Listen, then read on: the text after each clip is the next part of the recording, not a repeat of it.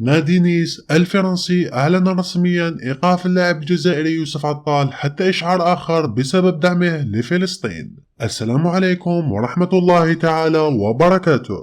قبل البداية لا تنسوا الاشتراك في القناة وتعزوا اللايك للفيديو لكي يصلكم كل جديد. قالت إدارة نيس في بيان لها على الصفحة الرسمية للنادي على الفيسبوك: قرر النادي إيقاف يوسف عطال إلى إشعار آخر. وأضافت في بيانها: اجتمعت إدارة النادي مع يوسف عطال بعد عودته من تربص المنتخب، واعترف بخطئه وقدم اعتذاره خطيا وعلنيا، وهذا بسبب منشور في حسابه ضد الكيان الصهيوني ودعمه لفلسطين. لا تنسوا الاشتراك في القناة وضغط اللايك للفيديو لكي يصلكم كل جديد.